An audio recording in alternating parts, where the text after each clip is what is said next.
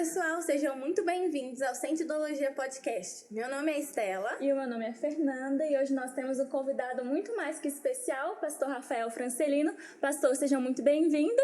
Por favor, se apresente para o público saber quem você é, o que você faz. Oi, Fernanda, Estela. Tudo bem, pessoal? Meu nome é Rafael, sou pastor auxiliar aqui na Igreja Metodista Wesleyana do Industrial. Sou casado com a Eliude, nós temos 3 filhos, o João, que já está com o Senhor, o Pedro e a Maria. E eu estou muito feliz de conversar com vocês hoje aqui no Sentiologia.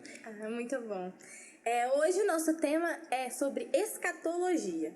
E eu acredito que muitos de vocês já ouviram falar alguma dessas palavras. Grande tribulação, apocalipse, arrebatamento, juízo final. Só que o que realmente é isso? Como a teologia realmente trata isso? E é isso que o pastor vai responder pra gente hoje. Então, pastor, escatologia, o que é? O que isso se trata? Sobre o que isso fala? Então, explica pra gente um pouco. Bom, escatologia é o estudo das últimas coisas. O estudo dos últimos acontecimentos, né?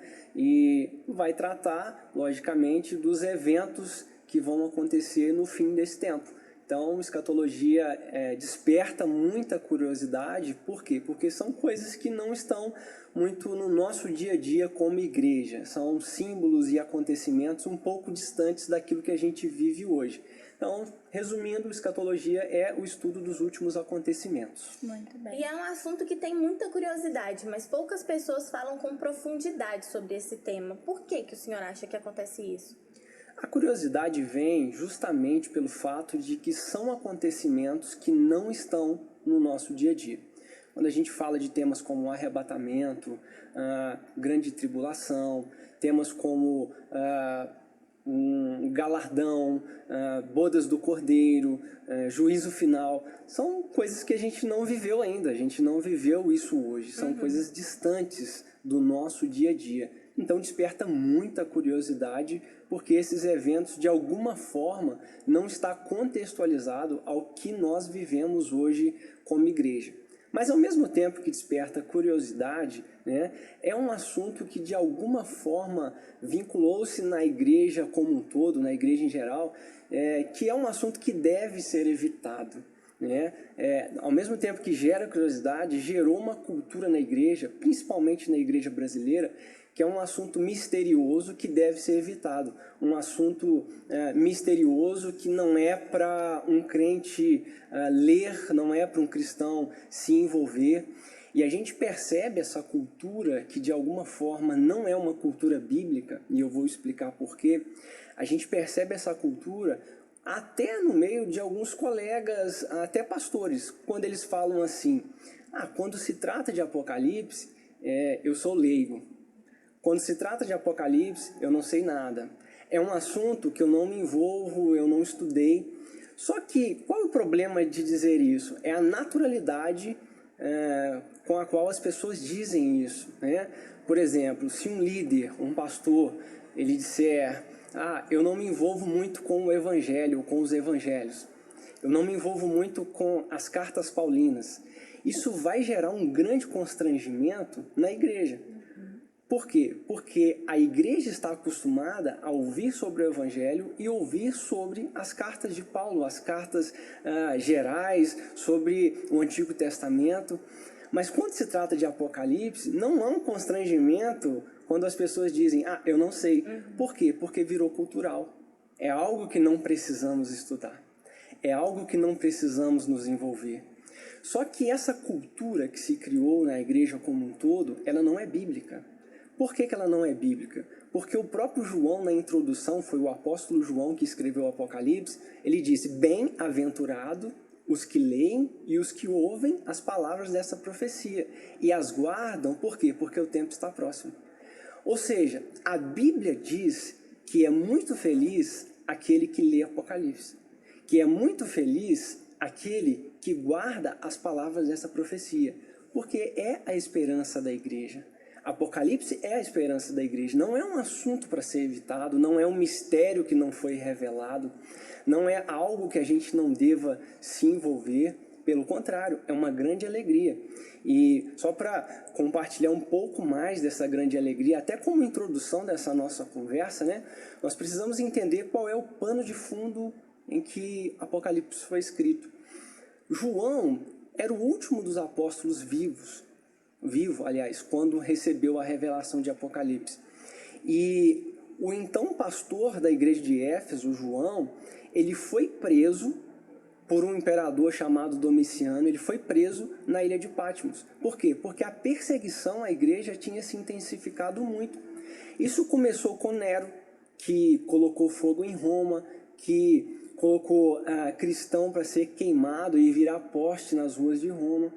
Isso se intensificou com o general Tito, que derrubou o templo, cumprindo a profecia de Jesus em Mateus 24, quando Jesus disse: nesse templo não ficará pedra sobre pedra, nenhuma pedra ficará aqui, porque ela será derrubada. Então, em 70 depois de Cristo, o general Tito derruba o templo dos judeus, e ao derrubar o templo dos judeus, ele espalha os judeus para o mundo, a primeira dispersão, né? Que só conseguem voltar em 1948, né? E até então estamos vivendo uma grande batalha lá por território. Depois do general Tito, vem um camarada chamado Domiciano, que é o primeiro imperador a se denominar Senhor e Deus. Ele se coloca no lugar de Deus, ele confronta a igreja, ele persegue a igreja, ele pega o último dos apóstolos vivo, o apóstolo João, ele lança na ilha de Patmos com a intenção clara de acabar com a igreja.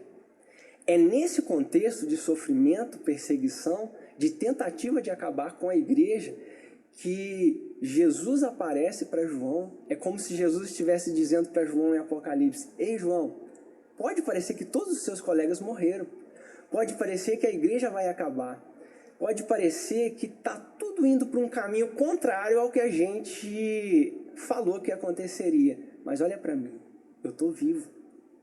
Escreve o que você vê, porque eu continuo vivo. Agora, João, eu não estou mais com os olhos cheios de sangue, com o corpo cheio de sangue, o cabelo todo sujo. Olha para o meu cabelo, são brancos como a neve.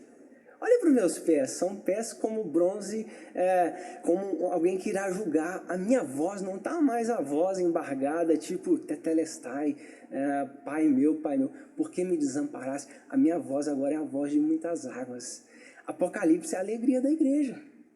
É Jesus gritando para todo mundo: eu sustento as 7 estrelas, a totalidade da liderança e dos pastores. Eu ando no meio dos candelabros de ouro, eu estou no meio da igreja vivo. E aí a introdução de Apocalipse começa: bem-aventurados aqueles que leem, aqueles que ouvem, aqueles que guardam essa esperança. Por quê? Porque é alegria para a igreja. Não deve ser evitado, não é mistério, não é terror, não é nada disso. É algo que a gente precisa se envolver. E muitos acreditam que a revelação de Apocalipse é uma revelação de morte, de destruição e guerra, mas na verdade não. A revelação de Apocalipse é a revelação de esperança, de que há um final feliz. Apesar de todas as guerras, apesar de toda a destruição, haverá um dia que nós reencontraremos com o nosso Senhor. Então isso deve trazer alegria aos nossos corações. A gente falou sobre a primeira vinda de Cristo, né, no último episódio, que quando Cristo veio à Terra como homem, vindo de uma mulher, viveu com as pessoas e aí morreu e ressuscitou. Então essa foi a primeira vinda de Jesus. E sobre essa segunda vinda, né? Muitas pessoas não sabem como será, como ocorrerá, como será essa segunda vinda de Cristo.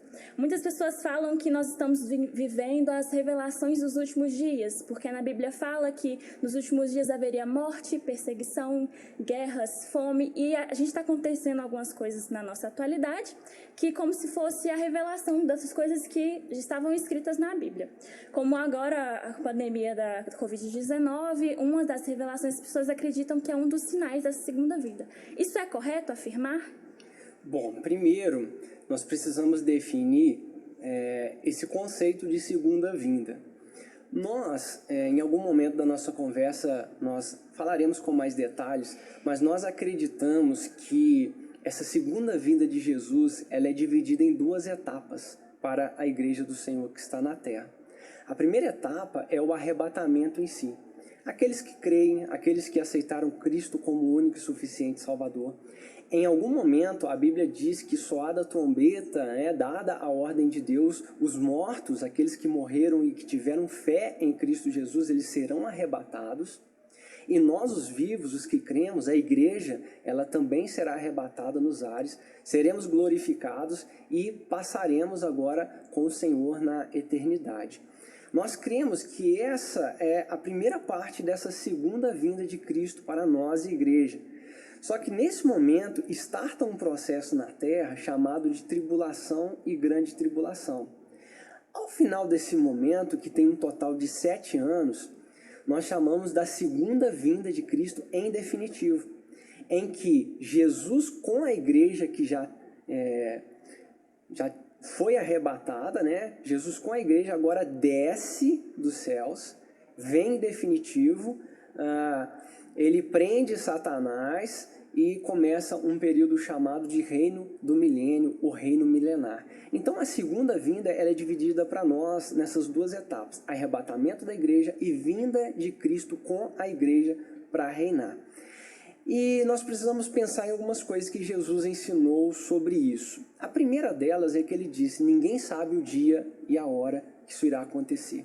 Às vezes a gente vê, não sei se vocês já viram também, pessoas tentando calcular, no dia 10 de agosto de 2022, pode se preparar. A gente já passou por vários fins do mundo no último século, na última década, Exatamente. E aí já vi grupos se preparando para ir para uma praça, enfim, por quê? Porque alguém algum dia fez um cálculo maluco, teve uma suposta revelação mais especial do que a própria revelação bíblica, vamos dizer assim, e disse que Jesus vai voltar no dia 10 de 2023. Então, a primeira coisa que a gente precisa falar sobre isso é que o próprio Cristo disse que ninguém sabe o dia e a hora.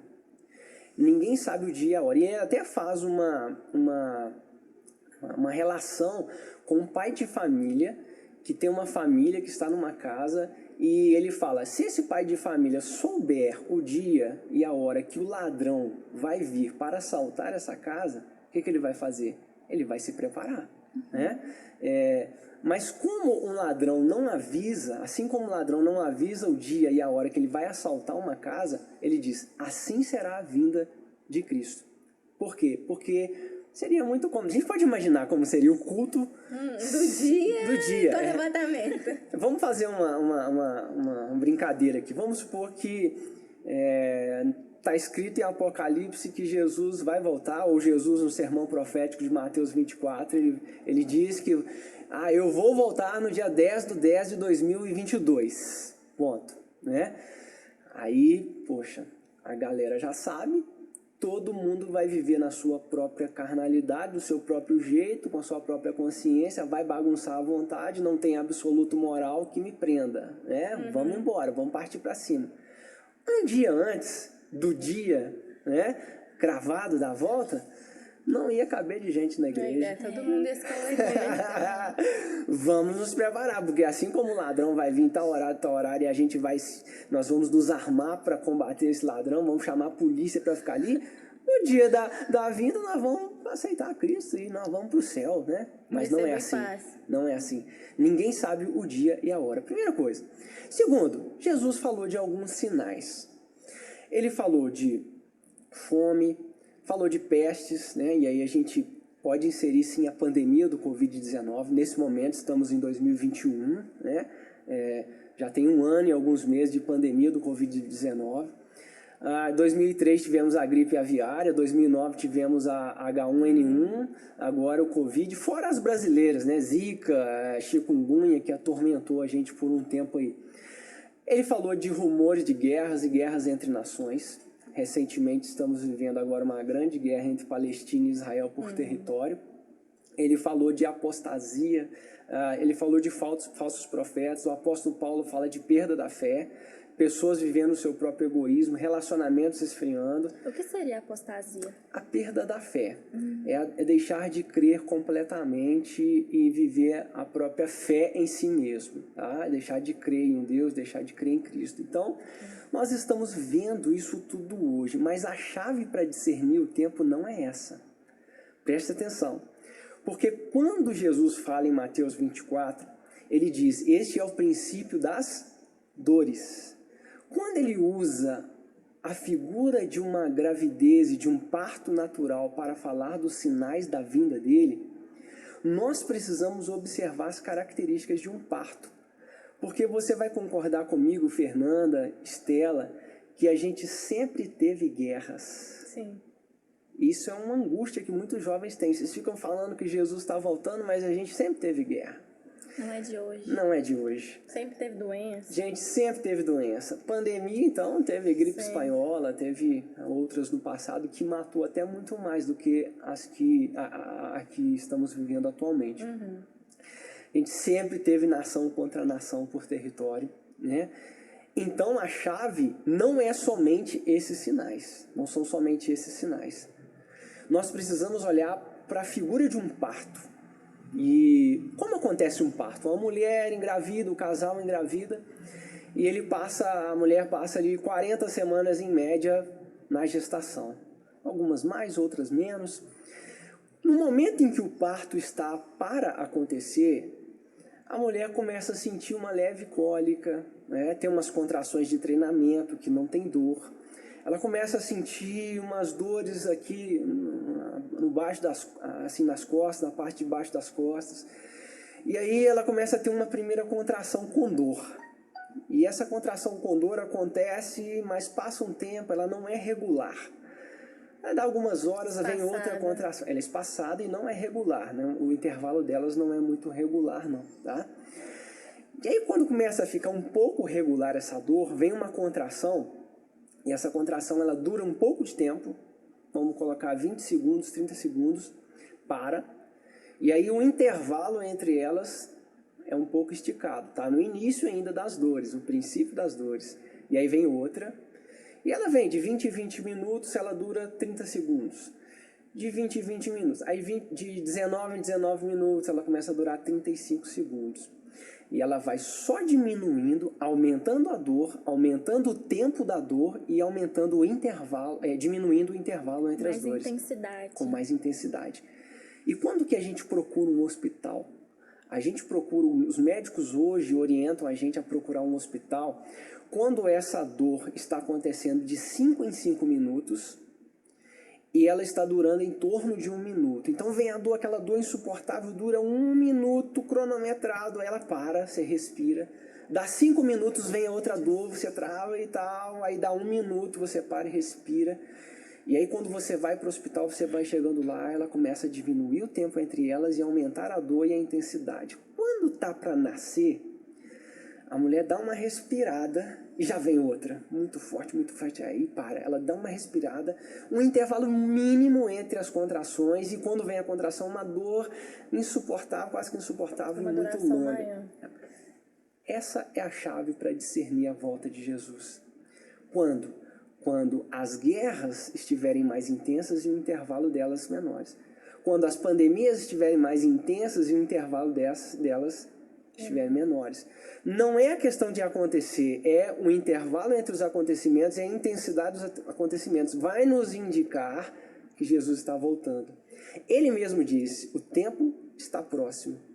Quando nós vemos agora 2003, 2009, 2019, 2020, nós vemos isso intensificando, pelo menos em uma dessas áreas, falsos profetas em cima de falsos profetas, relacionamentos mais líquidos, mais frios. A Europa já é uma Europa pós-cristã, completamente apóstata. Estados Unidos caminhando, historicamente cristão, caminhando para o pós-cristianismo, né?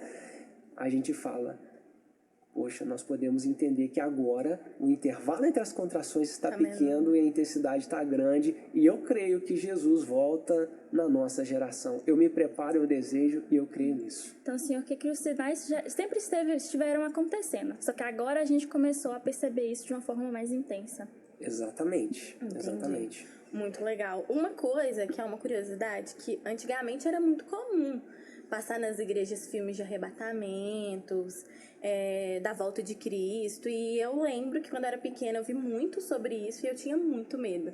Muito medo de Jesus voltar, minha mãe subia, eu ficar, e eu criança, se minha mãe sumia, eu ficava doida, corria dentro de casa procurando ela.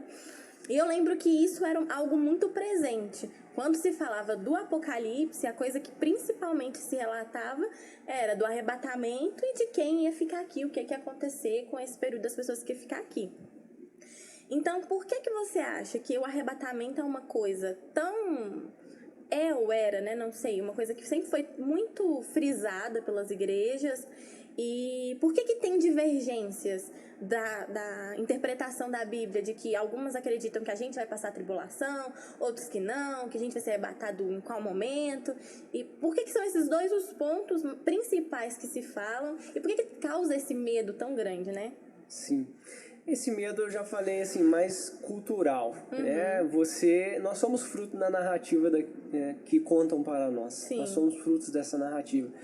Na medida em que contam que não deve ser lido, que é evitado, que é terror e que tal, a gente cresce com isso. E quando lê, a minha angústia com o Apocalipse, quando eu me converti, os meus colegas diziam, não lê, você não pode ler, você não pode passar por isso, você evita. E eu até esqueci de contar esse caso, até interessante. Eu fui morar em Juiz de Fora com 17 anos, novo convertido, e os meus colegas entraram de férias e eu fiquei sozinho em casa. E eu falei, vou ler Apocalipse, eu vou ser o rebelde aqui dessa igreja.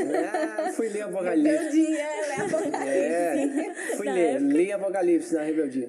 E eu fiquei com medo de ir no banheiro sozinho depois. Por quê? Por causa da narrativa que me contaram que esse é o terror da igreja. Vocês já passaram por alguma situação que a luz acabou e você pensou, pô, pronto, Jesus sozinha em casa e eu fiquei... Quando eu era criança era o que mais acontecia comigo. Minha mãe saía, às vezes eu tava dormindo, eu acordava. Porque minha mãe era convertida, meu pai não. Se meu pai tava lá em casa, pra mim não fazia diferença. Na minha cabeça ele não ia pro céu, mas a minha mãe ia. Então se minha mãe não tava em casa e eu tava sozinha, eu ficava morrendo de medo. Já tive situação de estar pregando, o microfone dá um estouro, eu falo, voltou e eu tô aqui, meu Deus. Não faz isso comigo não, na frente da igreja ainda, né? Não faz isso comigo não. A gente tem, é uma oração que às vezes eu fiz quando solteiro, Jesus volta, mas volta depois que eu casar. Você fez essa oração, Estela? Você vai fazer essa oração, não, espera um pouquinho. Só esse fim de semana. Só me informar. Por causa da narrativa que criou-se em cima disso, né?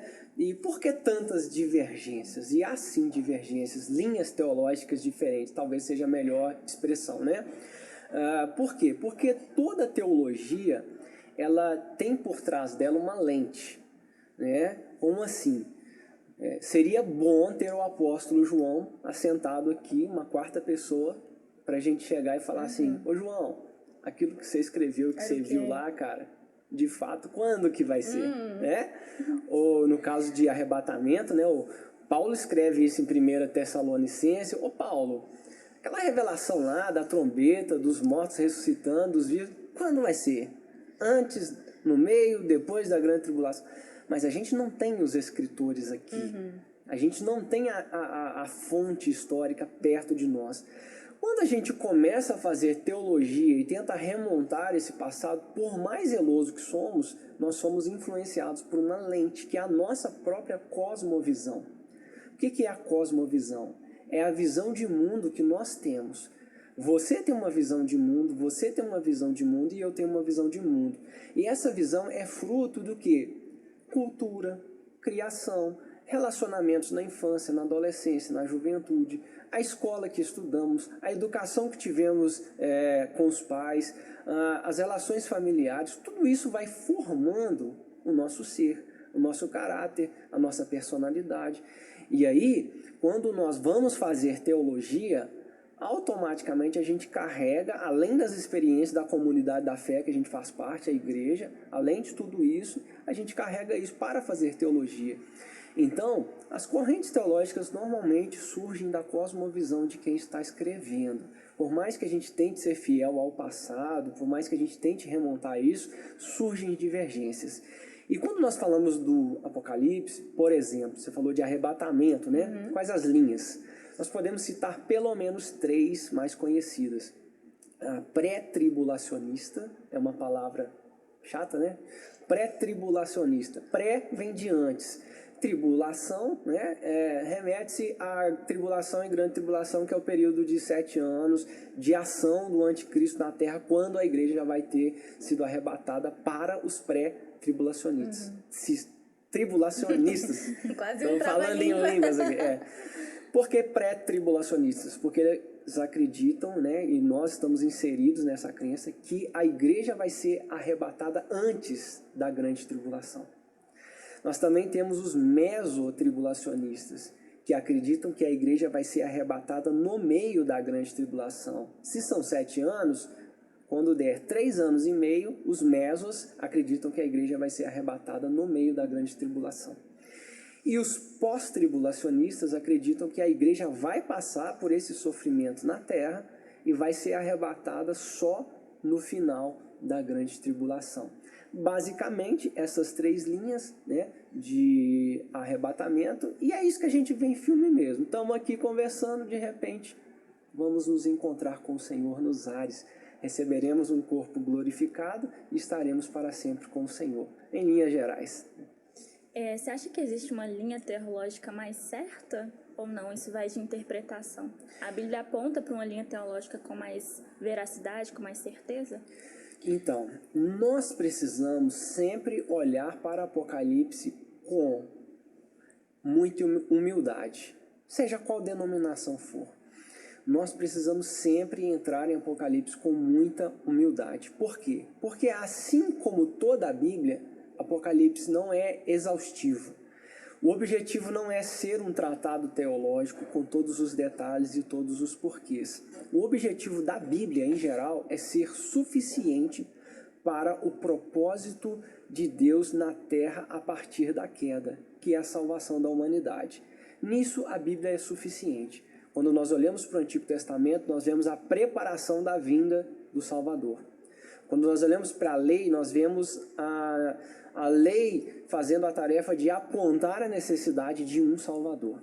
Os profetas vão profetizar esse Messias, esse Salvador. Os evangelhos vão mostrar a vida desse Salvador na terra. Paulo, os escritores das cartas, né, Pedro, as cartas gerais e as cartas de Paulo, elas vão explicar a obra desse Salvador. Atos vai mostrar o poder do evangelho desse Salvador. Apocalipse vai mostrar a consumação da igreja, da obra desse Salvador.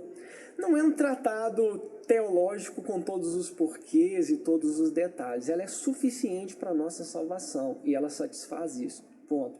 Então nós precisamos primeiramente reconhecer isso. Entrando nesse aspecto da humildade, nós escolhemos uma linha, nós defendemos essa linha, mas com muita humildade para reconhecer que o outro pode estar certo.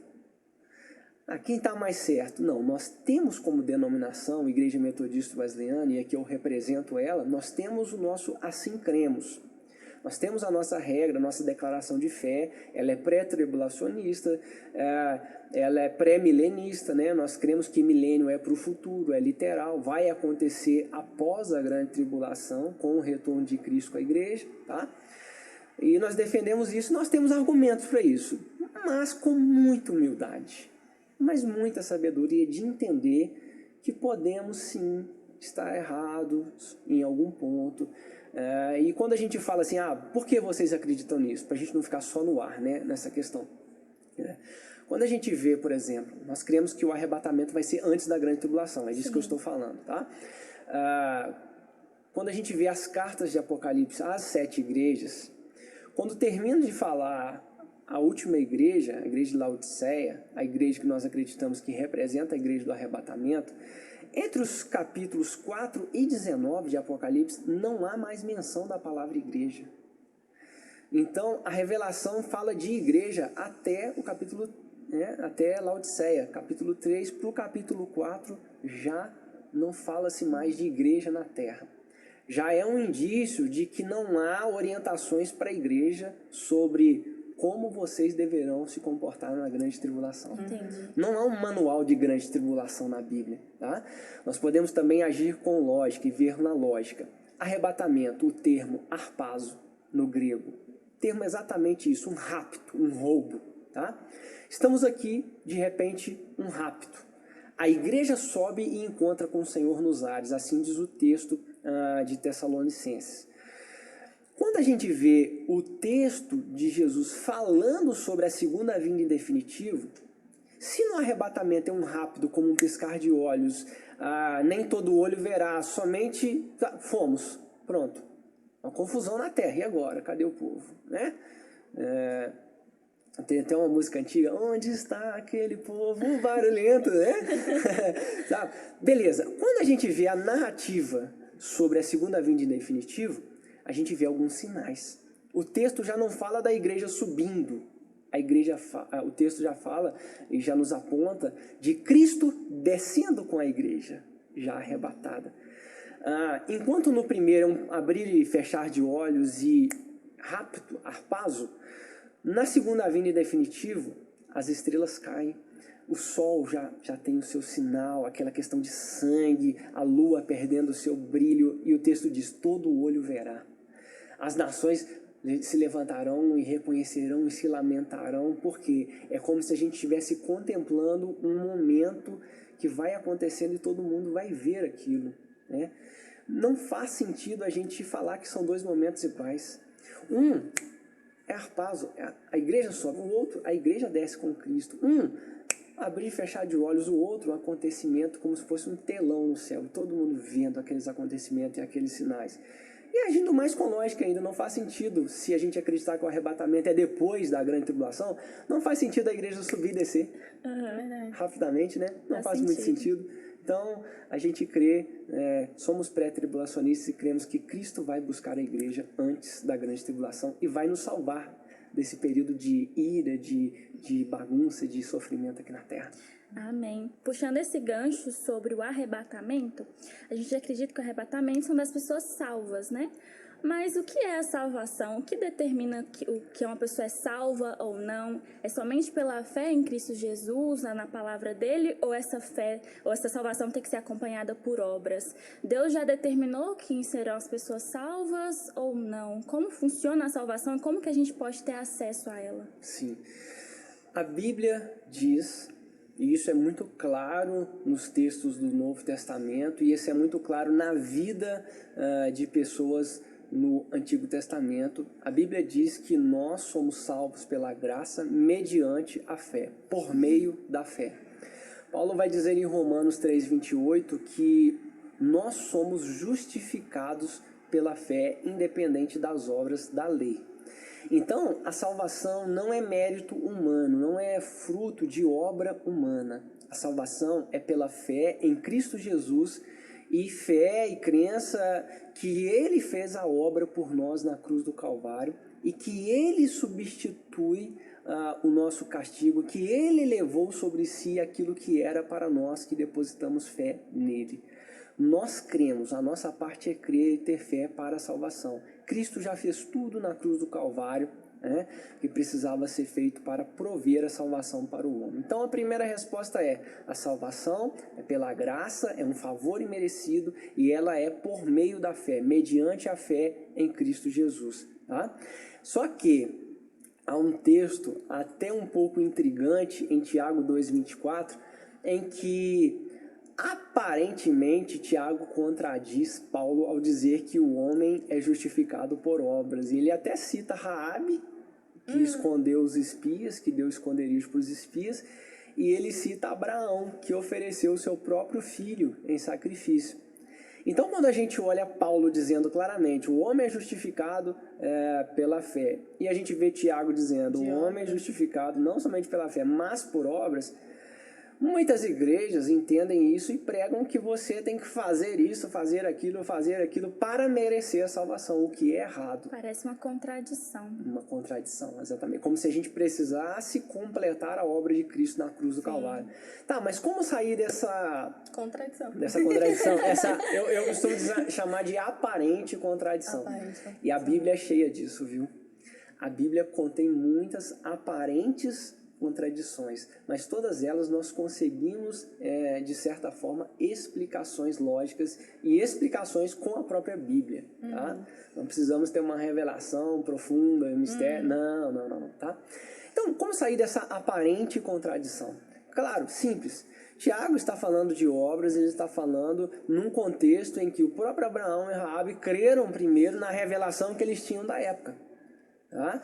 Então, a revelação é progressiva e em determinado momento viveu um homem chamado Abraão e ele creu naquilo que ele tinha de revelação na época. Da mesma maneira, existe uma mulher e ela creu na revelação que ela tinha da época. Não se enganem, você e eu temos mais conhecimento dessa revelação e de Bíblia do que esse povo da Bíblia, tá? Por quê? Porque o que eles conheciam era progressivo, era só até o momento que eles viveram. Nós hoje temos o cânon fechado. Nós temos a revelação completa, fechada, podemos ler, estudar, nós conhecemos mais. E olhando agora sobre essa ótica, nós estamos... contradição. Não. O que Tiago está falando o que Paulo diz é verdade. O homem é justificado pela fé e a salvação vem pela graça mediante a fé. Mas, a partir do momento em que você é salvo pela fé, a sua vida vai evidenciar essa salvação através de boas obras. Então, nós somos justificados por Deus mediante a fé, mas nós somos justificados pelos homens ou para os homens mediante as nossas obras. Nós somos salvos por Deus pela fé, mas nós testemunhamos para os homens a nossa salvação pela fé através daquilo que a gente faz. Se as nossas obras são más, está incompatível com a qualidade e o cristianismo que a gente está vivendo. As obras são consequência da fé, né? Boa, fruto, consequência, resultado, né? Salvação, mérito de Cristo. Nós cremos em Cristo. O ladrão da cruz, ele creu e foi salvo, beleza? Mas a partir do momento que a gente tem a oportunidade, aí entra Tiago. Poxa, não existe fé sem obras, senão ela está morta. Então, uma vez que você é salvo pela fé, as suas obras vão testemunhar, mostrar a beleza da salvação que já aconteceu na sua própria vida. Amém. E você acredita que Deus já sabe as pessoas que serão salvas, se é algo predeterminado ou não? Ele já sabe, porque Deus conhece presente, passado e futuro. Mas nós não cremos na predestinação para a salvação e na predestinação para a perdição. Eu vou tentar ser claro. Nós cremos que todos pecaram, toda a humanidade pecou e toda a humanidade foi destituída da glória de Deus. Tá? Como bons arminianistas, nós cremos na depravação total do homem. Todos. Ninguém teria condições de escolher por Deus em sua natureza pecaminosa. Estamos numa posição de igualdade. De igualdade. Mas Wesley trouxe algo muito profundo e aí nós nos tornamos, em algum momento, como construção teológica, e nós herdamos essa teologia armínio-wesleyana, e Wesley ensinou que há uma graça chamada de graça preveniente que vem e nos era, e nos dá a capacidade de escolha. Se destituídos e completamente depravados, nós não tínhamos como escolher a salvação e escolher Cristo, Wesley fala que foi oferecida uma graça para que a gente pudesse exercer a escolha. E aí, quando eu falo de escolha, eu já estou sendo proposital, porque nós, como armínio-wesleyanos, nós cremos que todo homem tem a capacidade de escolher por Cristo. Então, nós não falamos que uns são predestinados à morte e outros à salvação. Nós cremos que todos, que a salvação foi oferecida para todos, que Deus amou o mundo, e o mundo para nós é mundo, é toda a humanidade, né? Não somos iguais os calvinistas que tentam dizer que esse mundo não são todos, né? Que esse mundo é só os predestinados para a salvação, tá? Então, nós cremos que a oferta de Cristo é para todos, que a expiação de Cristo, teologicamente falando, ela é ilimitada, ou seja, ela abrange toda a humanidade. Nós cremos que essa graça de escolher por Cristo, ela é irresistível, ou seja, todo ser humano tem o livre-arbítrio, ele pode dizer sim e pode dizer não, ele pode resistir a essa graça. E nós cremos ainda que uma vez que fomos salvos, em algum momento, se a gente abandonar essa fé, nós podemos cair dessa graça. tá? E aí, como uma conversa, a gente citou os 5 pontos de Armínio, tá? Então, Deus sabe? Sim, sabe por quê? Porque Ele conhece o passado, o presente e o futuro, mas Ele não determina. Ele sabe porque sabe as nossas escolhas. Ele não sabe porque Ele determinou as nossas escolhas. Porque para Ele, o desejo dele, o destino que Ele deseja para todos é a salvação. Para Ele, todos são predestinados. Ele quer que todos alcancem a salvação, mas como uma capacidade de resistir à graça que todo ser humano tem, a gente sabe que muitos escolherão por não seguir a Cristo e se perderão. Ele sabe, mas não determinou isso. É a melhor resposta para essa pergunta. Perfeito. Ótimo. E a gente fala um pouco sobre o arrebatamento, sobre como ele vai acontecer, mas como vai ser com as pessoas que vão ficar aqui? A gente vê em alguns filmes que tem que negar Jesus e vai ter que morrer e que vai ter muita perseguição. Como vai acontecer? O que vai acontecer nesses 7 anos de tribulação e grande tribulação? Olha, a Bíblia nos dá um cenário, um panorama terrível do ponto de vista daquele que não creu em Cristo e que de alguma forma continuará não crendo na grande tribulação. Fica mais terrível ainda esse cenário para essas pessoas. O que vai acontecer? Jesus vai tirar a igreja da terra no arrebatamento, como a gente falou. Bom, beleza. Qual é o cenário mundial após esse momento, né? Um cenário de caos, porque já não tem a igreja que é o sal e a luz. Já não tem a igreja. Bom, a Bíblia aponta para o surgimento de um líder mundial, a gente chama de anticristo.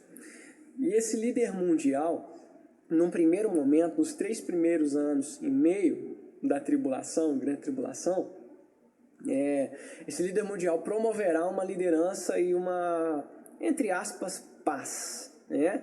Paz, segurança. A gente vê um cenário de governo mundial, a gente vê um cenário de união das nações, a gente vê um cenário de paz mundial. Tem um apontamento da Bíblia de uma construção de um 3º templo em Israel. Tanto é que a gente está sempre observando Israel dentro dessa agenda escatológica. Por quê? Porque a Bíblia nos diz que no meio da tribulação e grande tribulação, esse anticristo, ele vai se revelar, ele vai assentar no trono desse templo e vai exigir adoração. Quando ele exige adoração, o que acontece? Opa, judeus não adoram ninguém a não ser Deus. E aí, junta-se a isso o fato de que Deus vai enviar na terra 2 testemunhas. Para quê? Para anunciar para os judeus que de fato Cristo é o Salvador. Na agenda escatológica armínio-wesleyana, na agenda escatológica pré-milenista, pré-tribulacionista, nós cremos que Deus vai enviar 2 testemunhas, provavelmente 2 pessoas muito respeitadas pelos judeus. Alguns falam Moisés e Elias, outros falam Enoque e Elias. Não precisamos entrar nessa discussão, não é o foco do bate-papo. E aí a Bíblia diz de 144 mil salvos na grande tribulação, que são judeus. Representação numérica de judeus não literal, uma representação baseada em cálculos das tribos e tal. Então a gente já vê salvação de judeu na grande tribulação. Primeiro ponto. Já vimos que é um tratamento de Deus na nossa agenda escatológica, é um tratamento de Deus, uma chance para o povo dele, a menina dos olhos dele, o tratamento dele, de onde Jesus surgiu, de onde os escritos foram inspirados e de fato registrados. Deus tem uma pegada especial com os judeus, e a gente sabe disso desde o Antigo Testamento, e vai enviar 2 testemunhas para pregar para eles. Aí a Bíblia diz também, Estela, que além desses judeus salvos, que são muitos, né? A Bíblia diz também que uma multidão de todas as tribos, de todas as línguas, dos 4 cantos da terra, né, numa linguagem humana falando, também será salva. Então vai ser possível ter salvação na grande tribulação. Certamente. As pessoas vão conseguir ir para o céu de alguma forma. Certamente. Eu costumo dizer que não vai ser fácil, porque vai ter uma influência pesada do maligno. vai ter uma liberação do próprio Deus dizendo, agora pode executar e agir, né? Deus vai falar assim, ó, tá contigo, né? Vai ser um caos aqui na Terra, não vai ser fácil. Deixa eu ler um texto, posso ler um texto aqui no nosso bate-papo? O texto que está em Apocalipse, diz assim, depois disso olhei, diante de mim estava uma grande multidão que ninguém podia contar, de todas as nações, tribos, povos, línguas, em pé diante do trono do Cordeiro, com vestes brancas e segurando palmas, né? Um dos anciões disse, estes são os que vieram da grande tribulação, que lavaram as suas vestes e o alvejaram no sangue do Cordeiro. Então, essa é uma base bíblica de Apocalipse que aponta para a salvação, não só de judeus, mas também de todas as tribos, línguas, nações que acontecerá na grande tribulação. Vai ter um evangelismo, sim, mundial, e vai ter salvação, o Espírito Santo vai estar agindo, é outra polêmica aí, isso que eu ia te perguntar, porque realmente eu já ouvi dizer que o Espírito Santo vai ter virado as costas para a terra, que o Espírito Santo não vai estar mais aqui, Sim. Ele vai ter subido junto com a igreja. Sim. Então não, ele ainda vai estar aqui agindo. A gente age um pouco por lógica, né? Se a gente crê e vê, biblicamente falando, que é o Espírito que convence o homem do pecado, da justiça e do juízo, e se a gente vê que duas testemunhas virão para pregar e que ao converter muitas pessoas vão pregar para muitas pessoas e uma grande salvação, a ponto do texto falar de multidão que vieram da grande tribulação e lavaram as suas vestes, e aqui são pessoas que morreram na grande tribulação por perseguição. Tá?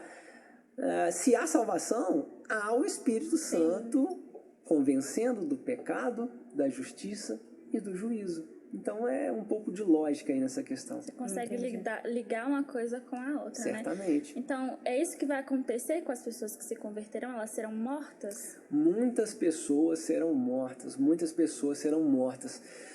Na agenda escatológica, Apocalipse, vai falar de 7 taças, 7 trombetas, vai falar de um desatar de cavalos e cavaleiros. É uma série de julgamentos que atinge natureza, que atinge pessoas, que atinge as pessoas que não serviram ao anticristo. Já ouviram falar do 666? Sim, a marca da besta. A marca da besta. O que é isso, gente? O que é isso?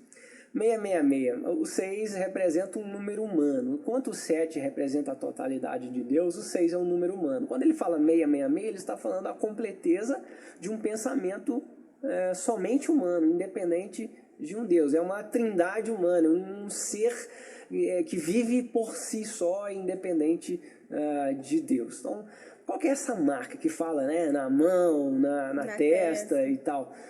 Nós podemos entender claramente que quem não servir a mão, né? Quem não servir e quem não tiver o pensamento ligado a esse governo do anticristo será perseguido, vai ter que fugir, não vai conseguir viver sua vida normal.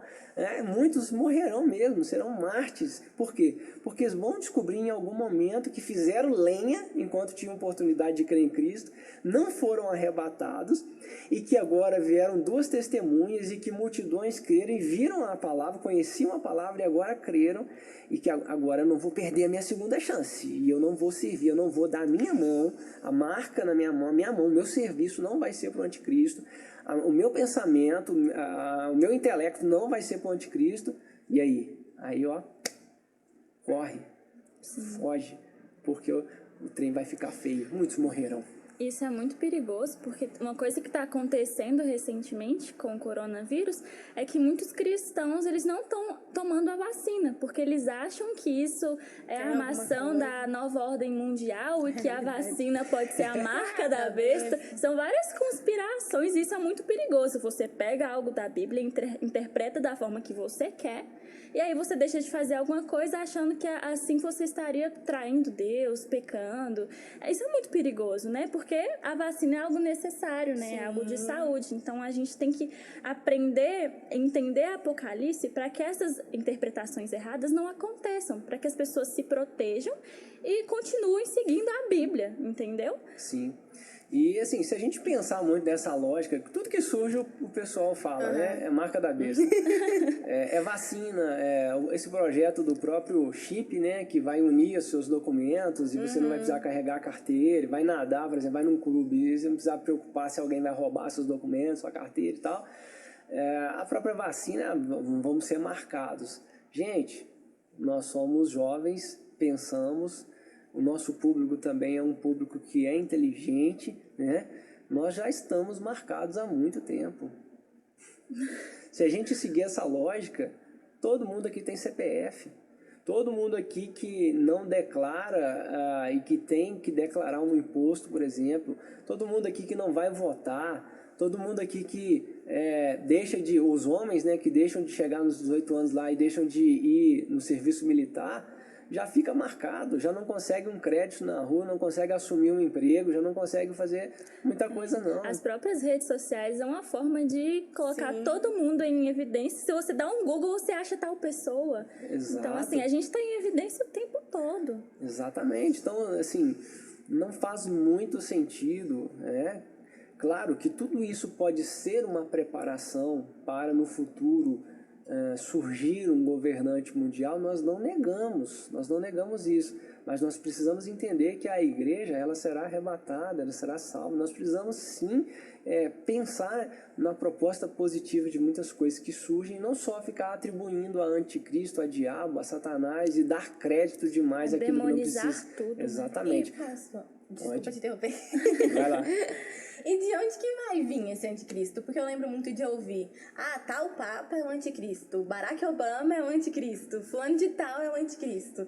A gente tem algum sinal na Bíblia de que ele vai vir de algum lugar, alguma coisa que pode explicar quem vai ser ele? O povo falou que era o Lula. Já ouvi de tudo. Já tem turma falando que é o Bolsonaro. O que for oposição tá falando que é anticristo. Exatamente, o Papa e tal. Enfim, a Bíblia não dá detalhes de quem será e de onde surgirá. Então, assim, as opiniões entram no campo mais especulativo, né? O que precisamos estar atentos sempre é que essa liderança, ela sim vai ter uma capacidade enorme de inclusão, uma capacidade enorme de unidade, de promover uma paz. E quando a gente vê a humanidade caminhando nesse sentido, né? Hoje nós somos um Estado autônomo, um Estado soberano, né? O Brasil, a República Federativa do Brasil, ela é soberana, ela é autônoma, ela tem um autogoverno. Quando a gente começa a observar qualquer movimento do tipo integração e que vai unir em torno de construções, que tende a promover, de repente, uma liderança única, aí nós vemos um cenário mais parecido com a narrativa do anticristo. Mas não sabemos o lugar, não sabemos quem será. Nós sabemos, claramente, vai ser alguém com grandes habilidades de atrair olhares, de atrair admiração. Durante 3 anos e meio, a galera vai olhar para esse camarada e vai falar assim, essa é a solução que a gente precisava. É isso, mas não sabemos de onde vem, não. Acredito que não é Papa, não. Sabe por quê? Por quê? Porque Papa falou hoje, ninguém dá ideia, né? Não é um líder. Não tem mais tanta... O que acontece hoje? Vamos supor, um exemplo, tá acontecendo uma queimada na Amazônia e tal, e aí um governante vai lá e fala uma besteira, aí vai o Papa numa missa lá na Praça São Pedro, lá no Vaticano, e quarta-feira de tarde fala assim, nós precisamos preservar a Amazônia, pá. Te pergunto, quem tá dando ideia para isso? Realmente. Então, assim, é difícil de pensar um pouco nisso. Mas vamos, é especulação, não precisamos entrar nisso. Não adianta, né, ficar especulando. Não adianta. Pastor, o senhor falou sobre as pessoas que serão arrebatadas e logo após a tribulação e as pessoas que se converterão. Haverá um julgamento para essas pessoas? Ao final dessa tribulação haverá um juízo final onde as pessoas serão julgadas? Esse julgamento acontecerá igual acontece hoje normalmente com um juiz, alguém defendendo, um advogado, um próprio processo tribunal, ou será diferente? Será apenas uma liberação de uma sentença? Como funcionará esse julgamento e quem será julgado? Sim, nós temos 2 tribunais descritos lá em Apocalipse, pelo menos, porque há vertentes que falam de um terceiro, tá? Nós temos claramente hoje no nosso Assim Cremos o Tribunal de Cristo e o tribunal chamado Tribunal de Deus ou Juízo Final. O Tribunal de Cristo, quando que vai acontecer? Nós seremos arrebatados e compareceremos perante Cristo no Tribunal de Cristo, não para o decreto de uma salvação ou o decreto de uma perdição eterna. Condenação. Não. Por quê? Porque já teremos sido salvos, já fomos arrebatados nesse momento e já estamos com um corpo glorificado nesse momento. Né? Aquilo que é corruptível se revestirá de incorruptibilidade. Nós teremos uma matéria diferente, um corpo diferente. Bom, o que é o tribunal de Cristo, então? Uma vez arrebatados, nós receberemos recompensas, galardão. Nós compareceremos perante Cristo para receber a nossa recompensa pelas obras na terra.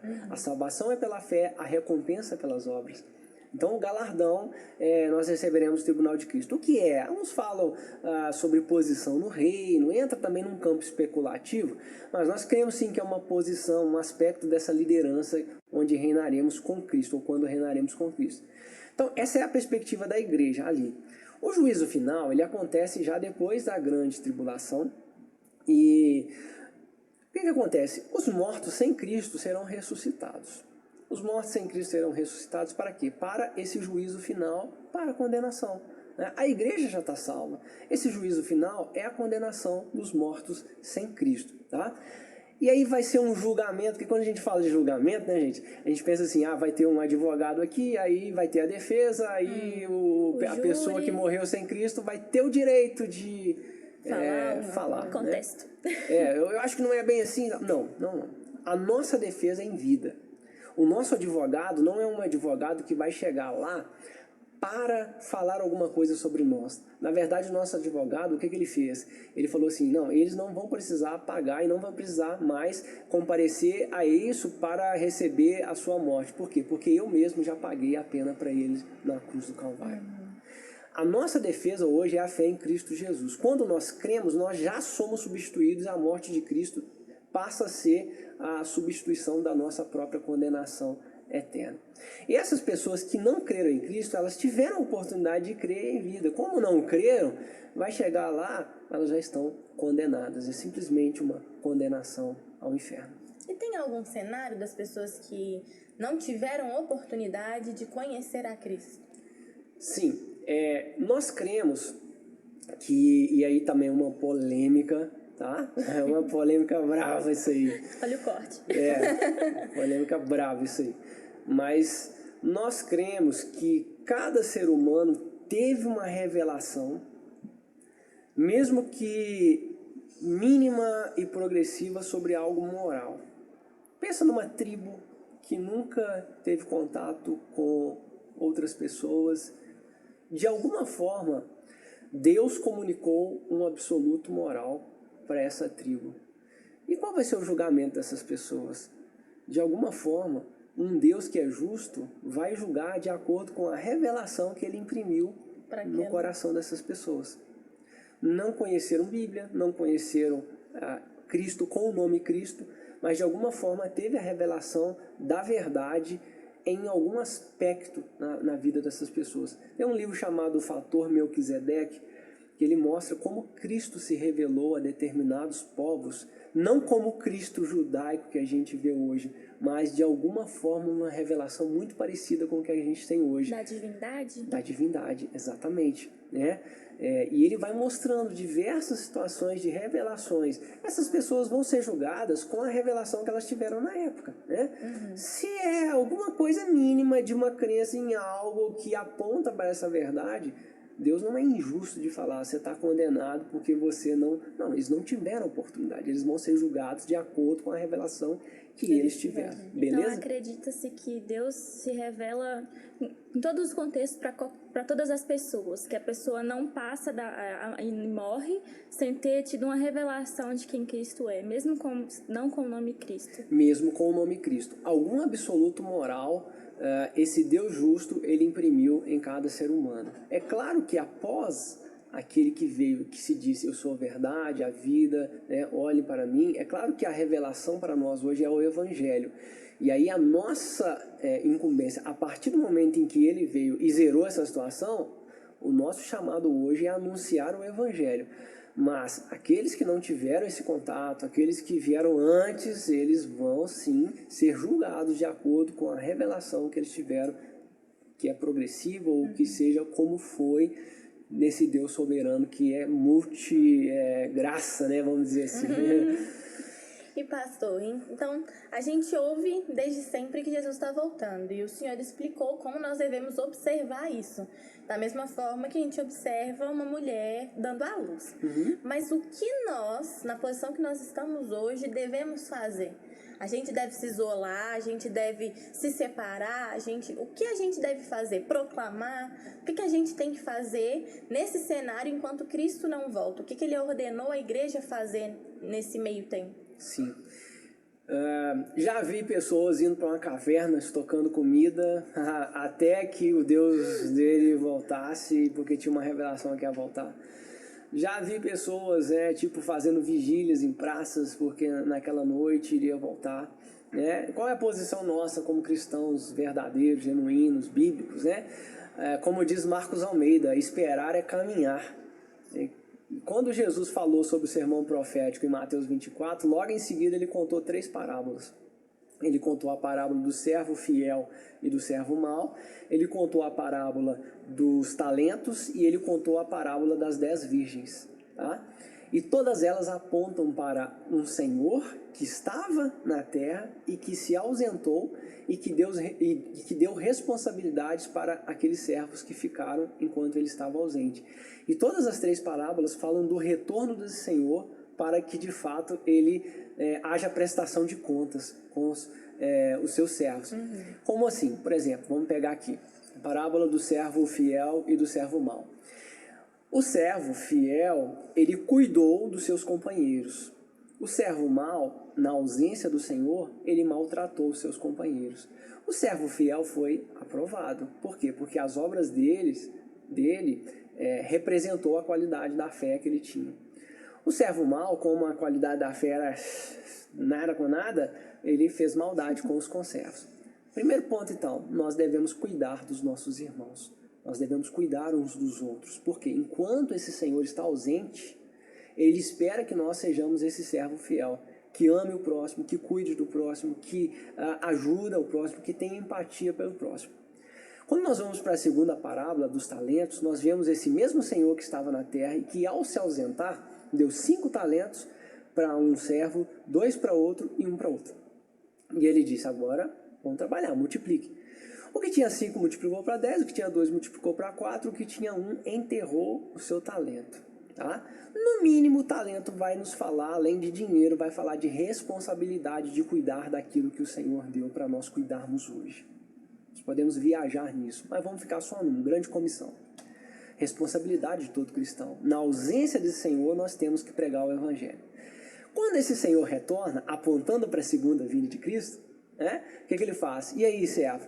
O que tinha 5 multiplicou para 10, recebeu mais, posição no reino. O que tinha 2 multiplicou para 4, posição no reino. O que tinha 1 enterrou, não demonstrou frutos da qualidade da fé dele. Ou seja, a fé dele não correspondeu ao que ele fazia de fato na prática. Esse foi reprovado. Isso nos aponta que nós, sim, como cristãos, enquanto Jesus não vem, temos que exercer as nossas responsabilidades, aquilo que a gente recebeu, dons, capacidades, as finanças, tudo isso está incluso. Nós precisamos, sim, trabalhar com aquilo que Deus nos deu hoje. Por quê? Porque as obras vão demonstrar a nossa qualidade ou a qualidade da nossa fé. É uma terceira parábola, a parábola das 10 virgens, que vai falar da mesma maneira. Só que agora ela aponta para a palavra e para o Espírito. Por quê? Porque 5 virgens estavam esperando o noivo, mas não levaram azeite, não levaram óleo para iluminar a lamparina delas. 5, as prudentes, levaram.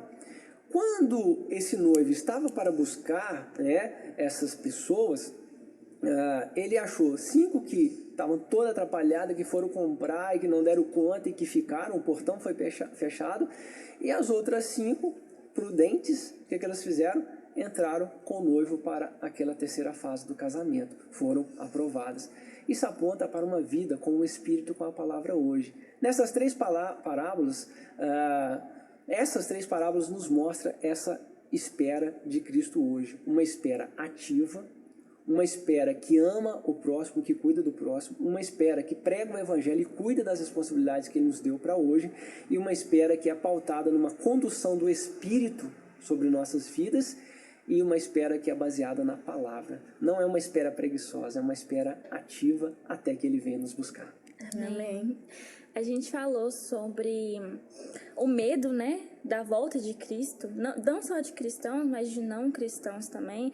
A gente fala, não, Deus, espera mais um pouco, igual a gente falou no começo do podcast, espera mais um pouco, deixa eu me casar, deixa eu me formar. Então, as pessoas têm um medo da vinda de Cristo. E, na verdade, Cristo quer que a gente anseie a volta dele, né? Sim. A gente tem um panorama de como será quando a gente viverá eternamente com Cristo, como que a gente viverá, porque nossa mente é muito limitada para entender a eternidade, né? A gente não consegue conceber isso na nossa mente, mas a gente sabe como será essa eternidade com Cristo, algo que nos dê esperança para ansiar a volta de Cristo realmente. A gente não tem a totalidade dessa vida que será muito boa, será maravilhosa. Essa visão, né, que nós temos escrita na Bíblia, ela certamente está escrita pela lente humana e usando figuras humanas, que com certeza não representa a totalidade do quão bom isso vai ser. Mas vamos caminhar um pouco nisso, né? Quando formos arrebatados, a Bíblia fala de galardão, recompensa, e a Bíblia fala de bodas do cordeiro, né? Que é uma menção ao casamento judaico. Para entender a beleza disso, nós precisamos remontar ao casamento judaico. Podemos caminhar nessa? Claro. Então vamos. Casamento judaico não é como o casamento hoje, ocidental, nosso aqui hoje. O casamento judaico era dividido em 3 fases, bem distintas e bem marcantes. A primeira fase do casamento judaico é o contrato. O noivo fazia o contrato com a noiva, e normalmente até as famílias que faziam esse contrato. E esse contrato era real, e era para dissolver esse contrato, era coisa jurídica mesmo, era negócio sério.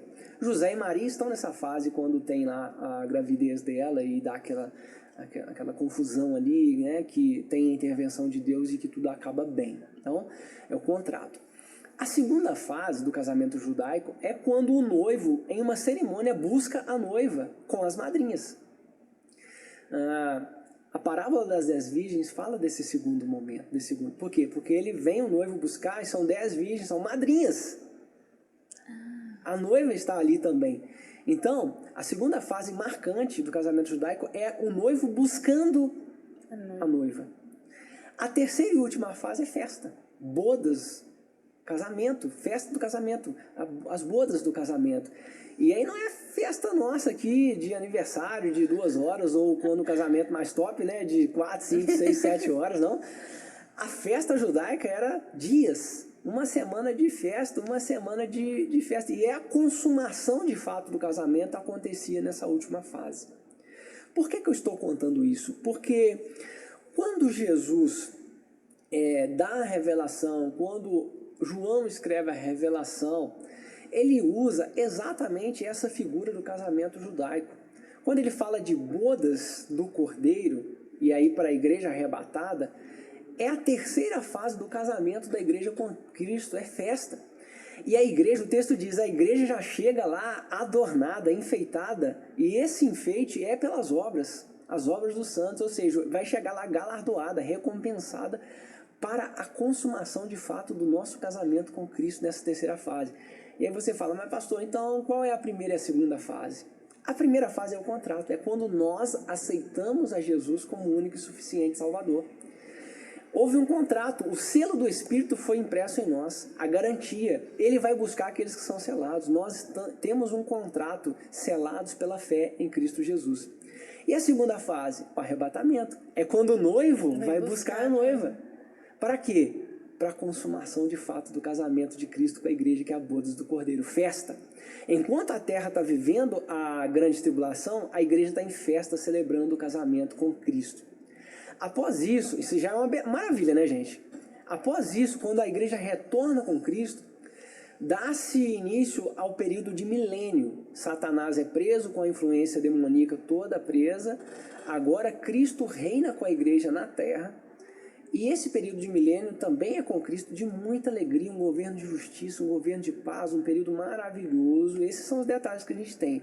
Após isso, a Bíblia fala, né, há ainda uma revolta de Satanás, ele é solto, ele ainda consegue arrastar alguns, provavelmente os que nasceram nesse período milenar, que vão ter oportunidade de escolha ainda, tá? E a última batalha, Satanás é derrotado, ele é lançado no lugar que ele é para ser lançado mesmo, ele vai para o inferno mesmo, os condenados estão condenados, aí a Bíblia diz que novos céus e nova terra se farão. Isso aponta para uma recriação da terra. Como vai ser? Não temos muitos detalhes, mas a nova Jerusalém, a cidade celestial, descerá e fará parte dessa nova criação.